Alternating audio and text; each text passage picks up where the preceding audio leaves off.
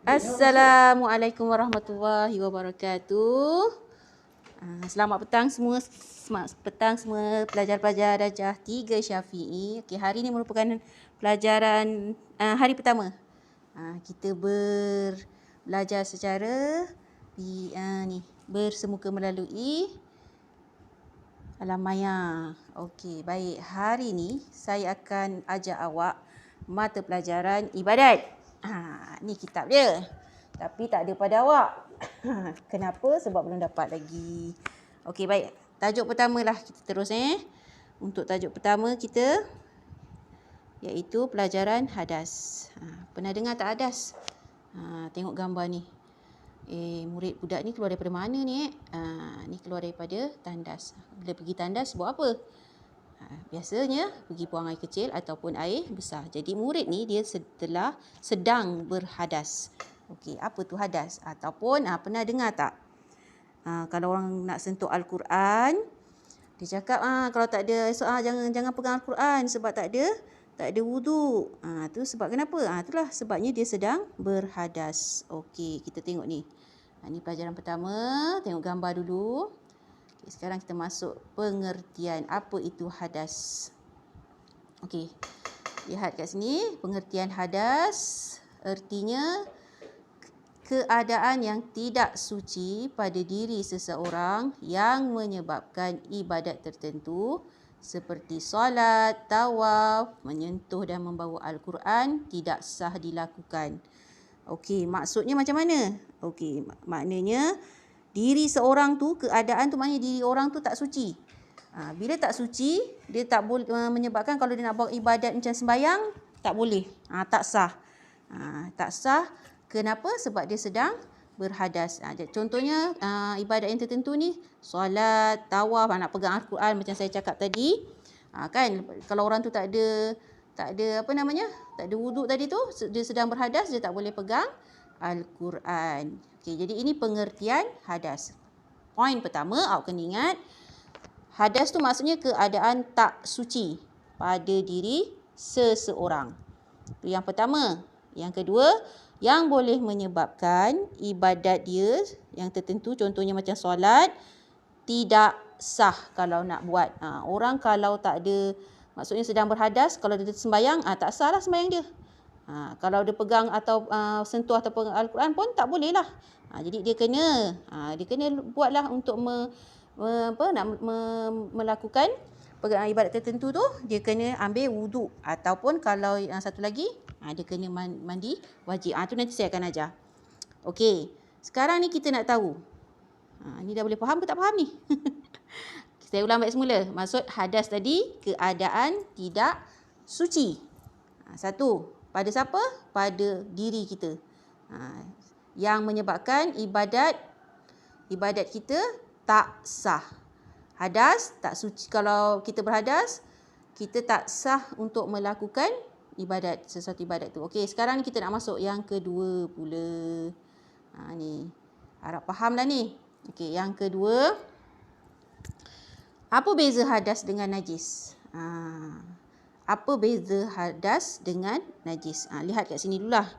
Okay. Yang pertama, hadas tu tak boleh dilihat. Sebab dia keadaan. Tapi kalau najis, dia boleh dilihat. Contoh macam najis apa?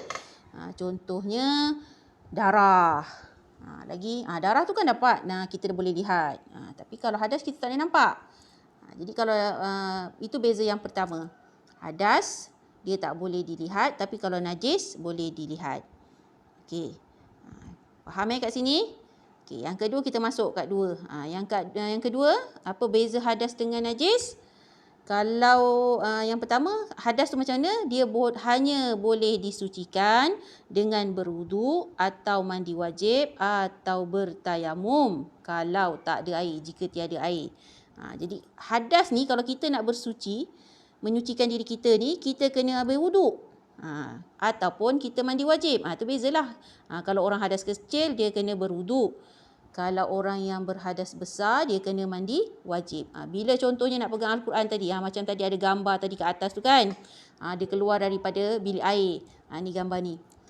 Budak ni keluar daripada bilik air, maknanya dia Dia nak apa? Telah berhadas dalam keadaan hadas. Jadi dia nak sembahyang ni. Apa perlu dibuat? Dia kena berwuduk.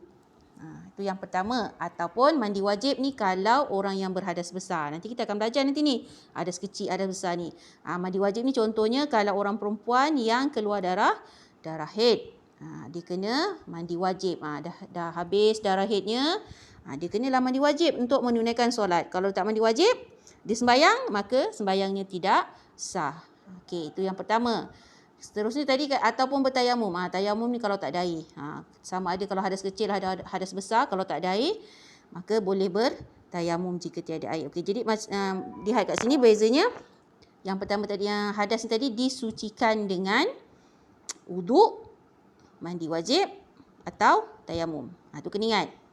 Kalau najis pula, dia boleh tengok kat sini, boleh disucikan dengan membuang najis serta membasuh tempat yang terkena najis. Contohnya tadi kalau darah kan, darah tu najis, kena dekat baju kita. Dah kena kat baju tu, macam mana nak bersihkan dia? Macam mana nak sucikan dia? Buanglah, kita bersihkanlah. Basuh dengan air. Jadi bila dah buang ataupun katalah ada tai. Ada tai ayam pula dekat depan rumah, lantai tu dah kotor dah. Jadi kita bersihkanlah, kita buang dulu. Kemudian basuhlah tempat yang terkena najis. Ataupun nanah. Banyak najis ni banyak contoh-contohnya. Nanah sama juga. Dekat kuku kita ada apa namanya? Ada nanah. Kat tangan kita ada nanah. Buanglah, bersihkan dulu. Buang najisnya, lepas tu kita basuh dengan air. Itu cara sucikan dia. Okay, jadi beza dia cuma ada dua je lah ni. Kalau hadas boleh dilihat. Kalau hadas tak boleh dilihat. Kalau najis boleh dilihat. Nampak bendanya.